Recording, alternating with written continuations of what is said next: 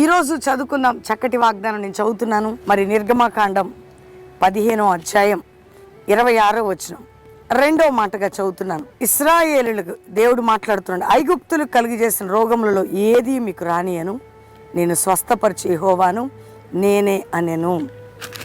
ఐగుప్తులు కొన్ని రోగాలు ఉన్నాయి, అవి మీకు కలగవు.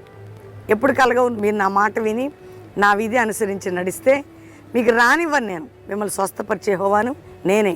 వాళ్ళకు వచ్చేది మీకు రాదు. వాళ్ళకు వచ్చే జబ్బు, వాళ్ళకు వచ్చే సమస్య, వాళ్ళకు వచ్చే క్రీస్తులో ఉంటాయి పోరాటాలు. మనకు శ్రమలు లేవని అనను, బాధలు లేవని చెప్పను. ఏదో అభివృద్ధి పరిచే ప్రసంగాలు కాదు. చితగొట్టడం, విరగొట్టడం, నలగొట్టడం ఆయనకి ఇష్టం. దీవించడం కూడా దేవునికి ఇష్టం. కాబట్టి నేను స్వస్థపరిచే యెహోవాను నేనే. ఐగుప్తులు కలిగేసి ఏ రోగాన్ని నీకు రానియను. ఎప్పుడు నువ్వు నా కట్టడలు, నా విధులు, నా మాటలు నువ్వు గైకొని నడిస్తే చాలు. నన్ను ప్రేమించి నా ఆజ్ఞను గైకొని నడిస్తే చాలు. ఈరోజు దేవుడు మనతో మాట్లాడుతున్నాడు.